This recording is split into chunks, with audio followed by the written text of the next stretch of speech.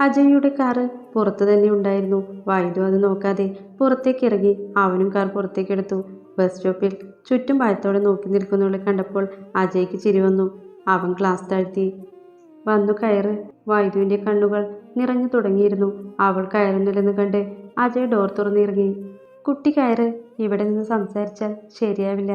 അജയ് അടുത്ത് വന്ന് അല്പം മയത്തിൽ പറഞ്ഞു.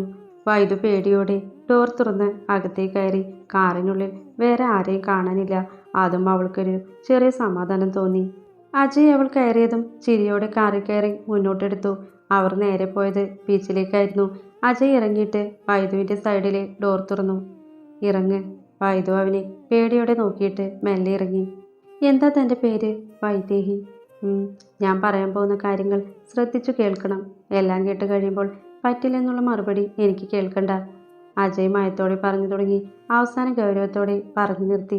വൈദുവിന് വല്ലാത്ത ഭയം തോന്നി. നീ പേടിക്കേണ്ട. നിന്നെ ആരും ഒന്നും ചെയ്യാൻ പോകുന്നില്ല. പക്ഷേ അജയ് നിർത്തി അവളെ നോക്കി. നീ ത്രിലോകിനെ വിവാഹം ചെയ്യണം. ഞങ്ങൾക്ക് വേറെ വഴിയില്ലാത്തത് കൊണ്ടാ. പറ്റില്ല. പറ്റണം. നിനക്കും നിന്റെ ഫാമിലിക്കും എന്ത് ഹെൽപ്പ് വേണമെങ്കിലും ചെയ്തു തരാം. എന്നിട്ട് നിങ്ങളുടെ ആവശ്യം കഴിയുമ്പോൾ ആ താലി ഞാൻ ഊരിത്തരണം അല്ലേ? വേണ്ട.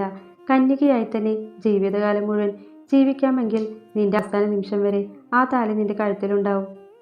വേണ്ട. ഇതൊന്നും ശരിയല്ല. എനിക്ക് പറ്റില്ല. അജയ് ക്രൂരമായി ഒന്ന് ചിരിച്ചു. ദേ, സകല വൃത്തികെട്ട പണിയും ചെയ്തിട്ടുണ്ട്. നീ സമ്മതിച്ചില്ലെങ്കിൽ നിന്നെ വെറുതെ വിടുമെന്ന് തോന്നുന്നുണ്ടോ?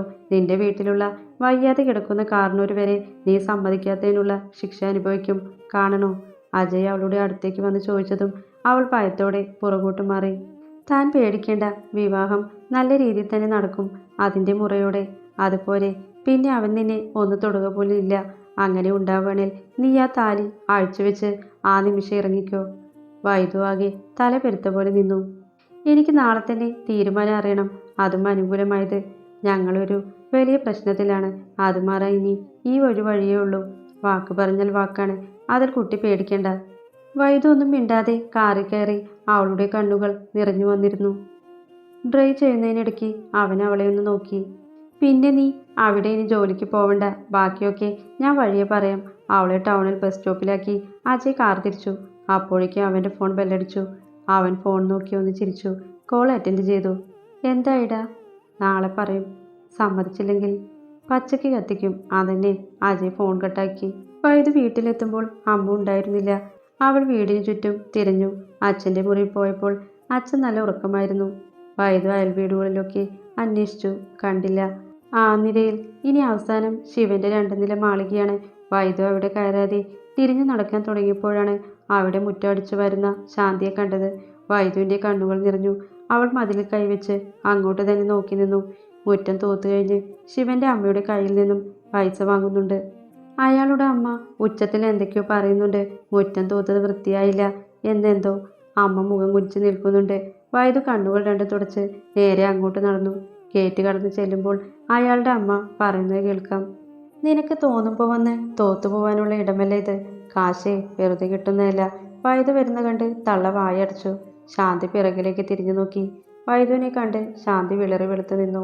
അമ്മയുടെ കയ്യിൽ നിന്ന് പൈസ വാങ്ങി ആ സ്ത്രീയെ നോക്കി. മറ്റുള്ളവരെ പറ്റിച്ച് ഉപദ്രവിച്ചും പൈസ ഉണ്ടാക്കാൻ ആർക്കും പറ്റും. ഞങ്ങളങ്ങനെ ശീലിച്ചിട്ടില്ല. ഇത് വാങ്ങിയാൽ ഞങ്ങൾക്കായിരിക്കും ദോഷം. ഇതാ നിങ്ങളുടെ കാശ്. വൈദു ആ സ്ത്രീയുടെ മുഖത്തേക്ക് കാശ് എറിഞ്ഞ് അമ്മയുടെ കയ്യിൽ പിടിച്ചു തിരിഞ്ഞു. മുറ്റത്ത് ബുള്ളറ്റിലിരുന്ന് ഇതെല്ലാം ശിവൻ കാണുന്നുണ്ടായിരുന്നു. അവനെ കണ്ട് ഭയന്നിട്ട് ആ സ്ത്രീ ഒന്നും മിണ്ടിയില്ല. എന്നാൽ വൈദു അവനെ നോക്കാതെ അമ്മയുടെ കൈയും പിടിച്ച് മുന്നോട്ട് നടന്നു. വീട്ടിലെത്തിയിട്ടും ദേഷ്യം കുറയുന്നില്ല. വൈദു വേഗം ഫോണെടുത്ത് അജയ്ക്ക് കോൾ ചെയ്തു. അവിടെ അറ്റൻഡ് ചെയ്യാത്തപ്പോഴേക്കും എനിക്ക് സമ്മതം എന്ന് പറഞ്ഞ് കോൾ കട്ടാക്കി. ആ ചെറിയ ഓടിട്ട വീടിന് മുമ്പിൽ ഇറങ്ങിയതും മോഹിനിയുടെ മുഖം ചുളിഞ്ഞിരുന്നു. അവർ ത്രിലോകിനെയും അജയെയും സ്നേഹത്തോടെ നോക്കി. ശരിക്കും ഇഷ്ടമായിരുന്നോടാ? കെട്ടുവാണേൽ എനിക്കിത് മതി. മതി. അവർ കൈ ഉയർത്തി. അജയ് ചെറിയ ഭയത്തോടെ ഉള്ളിലേക്ക് കയറി. ഇന്നലെ വൈദ്യുവിനെ വിളിച്ച് എല്ലാം പറഞ്ഞിരുന്നു. പക്ഷെ പേടി കൂടിയ പെണ്ണാണ്. അമ്മ എന്തെങ്കിലും കൂടുതൽ ചോദിച്ചാൽ നിന്ന് വേർക്കുമോ എന്തോ. ഉമ്മർത്ത് വന്നിരിക്കുന്നവരെ കണ്ട് ശാന്തി ആശ്ചര്യപ്പെട്ടു. മകൾ ഇന്നലെ വാശിയോടെ പറഞ്ഞിരുന്നു അവളുടെ ജീവിതം അവൾ തീരുമാനിച്ചിരിക്കുന്നു. ഇന്നലെ വരെ കണ്ട തൻ്റെ മകളല്ല അതെന്ന് അവൾക്ക് തോന്നി. ശാന്തി വേഗം ചായ ഉണ്ടാക്കി കൊടുത്തു. കൂടെ വൈദ്യു വാങ്ങി വന്ന കുറച്ച് പലഹാരങ്ങളും. വളച്ചു കെട്ടാതെ കാര്യം പറയാം. എൻ്റെ ഏട്ടൻ്റെ മകനാണ് ഇവൻ ത്രിലോക്. ഇവൻ ഇവിടുത്തെ കൊച്ചിന് ഇഷ്ടമാണെന്ന് പറഞ്ഞു. കെട്ടുവാണല്ലോ അവളെ കെട്ടു എന്ന് പറഞ്ഞു നിൽക്കുക. ഞങ്ങളാരും അതിനെതിരല്ല, മോഹിനി ഗൗരവത്തോടെ പറഞ്ഞു. ശാന്തി അവരെ ഒന്ന് നോക്കി ഉള്ളിലേക്ക് കയറി. എല്ലാം മകൾ തന്നെ ഏർപ്പാടാക്കിയിരുന്നു. ഒരു ഭാവഭേദം കൂടാതെ ഒരു ധാവണി ചുറ്റി, കണ്ണിൽ അല്പം കരുതേച്ചു, ഒരു ചന്ദനക്കുറിയും. അമ്മ വലിയ താല്പര്യമില്ലാതെ ഉമ്മറത്തേക്ക് കൂട്ടിക്കൊണ്ടു പോകുമ്പോൾ തല താഴ്ത്തി പിടിച്ചു. ചുറ്റുപാട് നോക്കിക്കൊണ്ടിരുന്ന ത്രിലോക് അജ തട്ടിയപ്പോഴാണ് ശ്രദ്ധിക്കുന്നത്. മോഹിനി വൈദ്യുവിനെ നല്ലപോലെ നോക്കുന്നുണ്ട്. ത്രിലോക് താല്പര്യമില്ലാതെ മുഖം തിരിച്ചു. അജി ഒന്ന് നുള്ളിയപ്പോൾ അവൻ അവളെ തന്നെ നോക്കിയിരുന്നു. മോഹിനി ത്രിലോകിനെ നോക്കിയപ്പോൾ വൈദ്യുവിനെ തന്നെ നോക്കിയിരിക്കുന്നതാണ് കണ്ടത്. എന്താ കുട്ടിയുടെ പേര്? വൈദേഹി. എന്നാൽ നല്ലൊരു തീയതി നോക്കിയിട്ട് അറിയിക്കാം. മോഹിനി ചായ എടുത്ത് ഒന്ന് മുത്തി.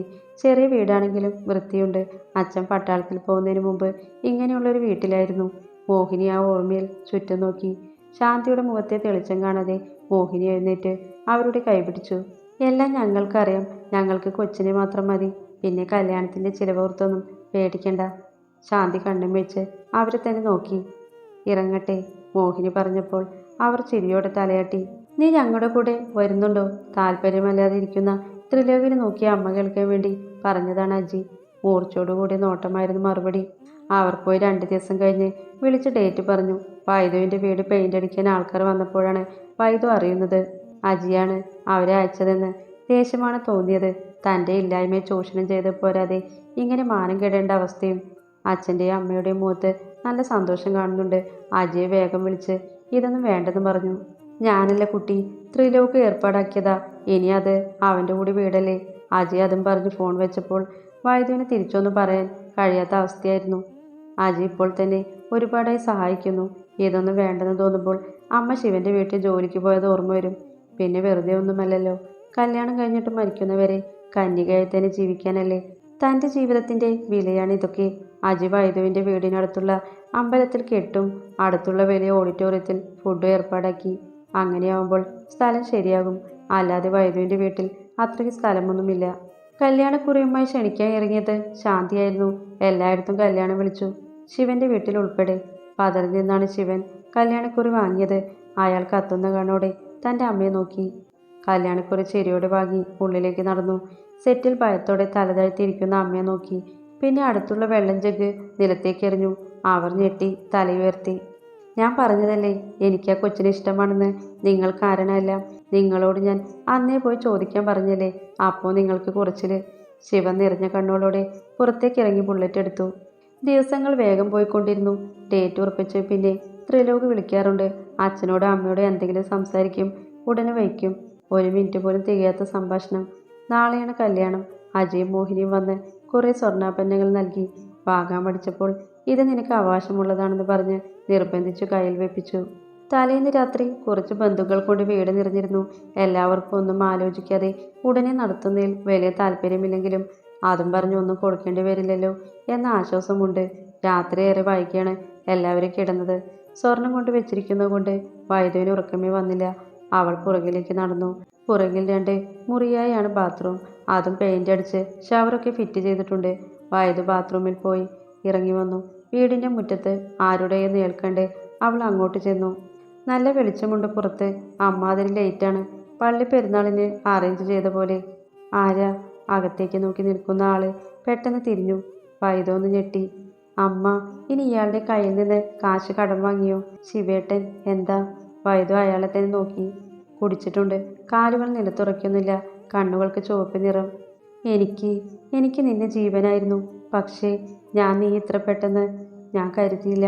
എൻ്റെ കൂടെ വന്നൂടെ? ശിവൻ ചോദിച്ചപ്പോൾ വൈദ്യു ഒരടി പുറകോട്ട് വെച്ചു. ശിവേട്ടൻ പോവാൻ നോക്ക്, വൈദ്യു ധൈര്യം സംഭരിച്ച് പറഞ്ഞു. വൈദ്യു, നീ പേടിക്കണ്ട. പൊന്നുപോലെ നോക്കാൻ ഞാൻ. നീ വാ. ശിവൻ അവളുടെ കയ്യിൽ പിടിക്കാൻ ആഞ്ഞതും വൈദ്യു പിറകിലേക്ക് ഓടി അടുക്കളയിലൂടെ കയറി വാതിൽ കുറ്റിയിട്ടു. വാതിൽ ചാരി നിന്നവൾ ആഞ്ഞു കിതച്ചു. അറിയാമായിരുന്നു. തന്നെ നോക്കുന്ന ഓരോ നോട്ടത്തിൻ്റെ അർത്ഥങ്ങളും ഗ്രഹിച്ചിരുന്നു. പക്ഷേ ഇത്രയ്ക്ക് സ്നേഹമുണ്ടാവുമെന്ന് കരുതിയില്ല. പക്ഷേ വേണ്ട, ശിവേട്ടൻ്റെ അമ്മ അതൊരു ആർത്തിമൂത്ത സ്ത്രീയാണ്. വൈദ്യു മുഖം അമർത്തി തുടച്ച് ജനലിലൂടെ മുറ്റത്തേക്ക് നോക്കി. ശിവൻ അടഞ്ഞു പോകുന്ന കണ്ണുകൾ തുറക്കാൻ ആയാസപ്പെട്ട് അവിടെ തന്നെ നിൽക്കുന്നുണ്ട്. വൈദ്യു പേടികൊണ്ട് ഉമിനീരിറക്കി റൂമിലേക്ക് നടന്നു. കണ്ണടച്ച് കിടക്കുമ്പോഴും ഒരു ബുള്ളറ്റ് അകന്നു പോകുന്നുണ്ടോ എന്നവൾ കാതോർത്തു. രാവിലെ അമ്മ കുലുക്കി വിളിച്ചപ്പോഴാണ് വൈദു കണ്ണുകൾ തുറന്നത്. 6 മണി ആവുന്നേയുള്ളൂ. അപ്പോഴേക്ക് ഈ അമ്മ. വൈദു കണ്ണു തിരുമ്മി എഴുന്നേറ്റു. വേഗം കുളിച്ചു. അപ്പോഴേക്കും ബ്യൂട്ടീഷ്യൻ വന്നിരുന്നു. മുഖത്ത് എന്തൊക്കെയോ ചെയ്തു തന്നു. സിമ്പിൾ മതിയെന്ന് മുമ്പേ പറഞ്ഞിരുന്നു. ഇതൊക്കെ മോഹിനി മാഡത്തിൻ്റെ പണിയാണ്. അത് കഴിഞ്ഞ് സാരി ഭംഗിയായി ഞൊറിഞ്ഞെടുത്തു. പിന്നെയും മുഖത്ത് ഓരോന്ന് ചെയ്യുന്നുണ്ട്. അമ്മ അതിനിടയ്ക്ക് ഫുഡ് കൊണ്ടുവന്നു. അമ്മയോട് തീരുമാനിക്കാത്തതിൻ്റെ പരിഭവം മുഖത്തുണ്ടെങ്കിലും തൻ്റെ മകൾക്ക് നല്ലൊരു ബന്ധം കിട്ടിയ സന്തോഷം ആ കണ്ണുകളിലുണ്ട്. എല്ലാം കഴിഞ്ഞ് കണ്ണാടി നോക്കിയപ്പോൾ ഞാൻ തന്നെ ഞെട്ടിപ്പോയിരുന്നു. അമ്മാതിരി ലുക്ക്. അമ്പലത്തിൽ പോയി ഒന്ന് തൊഴുതു. വഴിയിലൊക്കെ ശിവനെ എന്തിനോ വേണ്ടി കണ്ണുകൾ തിരിഞ്ഞു. എവിടെയും ഇല്ലെന്ന് കണ്ടപ്പോൾ ആശ്വാസം തോന്നി. വീട്ടിലെത്തിയതും ദക്ഷിണ കൊടുക്കൽ ചടങ്ങ് തുടങ്ങിയിരുന്നു. എല്ലാവർക്കും കൊടുത്തു കഴിഞ്ഞപ്പോൾ നടു ഉളുക്കിയത് മിച്ചം. ഇത്രയധികം ബന്ധുക്കളുണ്ടോ എന്ന് എനിക്ക് തന്നെ സംശയം തോന്നി. പിന്നെ നേരെ അമ്പലത്തിലേക്ക്. അവിടെയാണ് കെട്ട്. അവിടെ തൊഴുത് മണ്ഡപത്തിനടുത്ത മുറിയിലേക്ക് കയറിയപ്പോഴേക്കും ചെക്കനും കൂട്ടരും വന്നെന്ന് ആരോ ഉറക്കെ പറഞ്ഞു. ആകെ ബഹളം. വൈദ അങ്ങോട്ട് നോക്കി. കസവിൻ്റെ മുണ്ടും ഷർട്ടും ധരിച്ച് ഒരു വെളുത്ത രൂപം. ഒടുക്കത്തെ കളറാണ്. അതുകൊണ്ട് ഏത് കൂട്ടത്തിൽ നിന്നാലും പെട്ടെന്ന് കാണാൻ പറ്റും. വെറുതെ പറയല്ല, ഹിന്ദിക്കാരുടെ ലുക്കുണ്ട്. എല്ലാവരും വിശ്വാസം വരാതെയും അത്ഭുതത്തോടെയും ത്രിലോകിനെയും മോഹിനിയെയും അജയെയും മാറി മാറി നോക്കുന്നുണ്ട്. ആരും സ്വപ്നത്തിൽ പോലും വിചാരിച്ചു കാണില്ല കൂരെ കിടക്കുന്ന പട്ടിണി കോലത്തിന് ഇങ്ങനൊരു ആലോചന വരുമെന്ന്. എല്ലാവരും പകപ്പോടെ നോക്കുന്ന കണ്ടപ്പോൾ വൈദ്യുവിന് ഇച്ചിരി പൊങ്ങച്ചും കൂടി. അവൾ ഗമയിൽ മുഖം പിടിച്ചു. ചെറുക്ക് മണ്ഡപത്തിലിരുന്നതും പെണ്ണിനെ വിളിക്കാൻ കുറച്ചുപേർ വന്നു. വൈദ്യു മുഖം താഴ്ത്തിക്കൊണ്ട് കയ്യിൽ താലവുമായി കുറച്ച് പെൺകുട്ടികളുടെ അകമ്പടിയോടെ വന്നു. താല് നിലത്ത് വെച്ച് തൊഴുതുകൊണ്ട് അവൾ ത്രിലോകിനടുത്തിരുന്നു. വൈദ്യുവിന് എന്തോ വല്ലാത്ത ഭയം തോന്നുന്നുണ്ട്. ത്രിലോകാണെങ്കിൽ ഇനി എന്തൊക്കെ ചടങ്ങ് കാണേണ്ടി വരും എന്നുള്ള മട്ടിലാണ്. ചന്ദനമൊക്കെ പരസ്പരം തൊട്ട് കൊടുത്തപ്പോൾ മിഴികളൊന്നും ഉടക്കി. ത്രിലോക് വേഗം നോട്ടം മാറ്റി. പൂജാരി താലി അണിയിക്കാൻ പറഞ്ഞപ്പോൾ ത്രിലോക് ചെറിയ വിറയലോടെ താലി കൈകളിൽ മുറുകെ പിടിച്ചു. പാപമാണ് ഒന്നും പറയാതെ ഒരു പെൺകുട്ടിയെ തൻ്റെ ജീവിതത്തിന് വേണ്ടി ഹോമിക്കുന്നത്. താലി പിടിച്ച ആലോചനയോടെ ഇരിക്കുന്ന ത്രിലോകിൻ്റെ തോളിൽ അജിയൊന്ന് തട്ടി. ത്രിലോക് ഞെട്ടലോടെ നോക്കി. മിഴികൾ മാത്രം ഉയർത്തി തന്നെ നോക്കുന്ന വൈദ്യുവിൻ്റെ കഴുത്തിലേക്ക് ആ താലി ചാർത്തി. വൈദ്യുവിനെ നോക്കിയിട്ട് നേരെ നോക്കിയത് ജയാമ്മയുടെ മുഖത്തേക്കാണ്. അവർ തന്നെ പുച്ഛത്തോടെ നോക്കുന്ന കണ്ടപ്പോൾ ത്രിലോക് വല്ലാതെ വിയർത്തു. താലി കെട്ടിക്കഴിഞ്ഞിട്ടും കൈകൾ കൂപ്പി കണ്ണടച്ചിരിക്കുന്ന വൈദ്യുവിനെ അവർ നോക്കുന്നുണ്ട്. നിമിഷയുടെ മുഖത്ത് വൈദ്യുവിനോടുള്ള ദേഷ്യം കാണാം. മോഹിനി ഒരു സിന്ദൂരച്ചെപ്പ് നീട്ടിയപ്പോഴാണ് ത്രിലോക് അപ്പച്ചയെ നോക്കിയത്. സിന്ദൂരം രേഖയെ തൊട്ടുകൊടുക്ക്, മോഹിനി പറഞ്ഞു. ത്രിലോക് അതിൽ നിന്ന് ഒരു നുള്ളെടുത്ത് വൈദ്യുവിൻ്റെ നെറ്റിയിൽ ചാർത്തി. അവൾ കണ്ണുകൾ ഇറുക്കി അടച്ചു. ത്രിലോക് പെട്ടെന്ന് വൈദ്യുവിൻ്റെ കവിളിൽ ഒന്ന് ചുംബിച്ചു. വൈദ്യു ഞെട്ടി കണ്ണു തുറന്ന് ത്രിലോകിനെ നോക്കി. അവൻ ചിരിക്കുകയാണ്. വൈദ്യു ആദ്യം നോക്കിയത് തൻ്റെ സൈഡിൽ നിൽക്കുന്ന അമ്മയെയും വീൽചെയറിലിരിക്കുന്ന അച്ഛനെയുമാണ്. അവർ തലതഴിച്ച് ചിരിക്കുന്ന കണ്ടപ്പോൾ വൈദ്യുവിന് വല്ലാത്ത നാണം തോന്നി.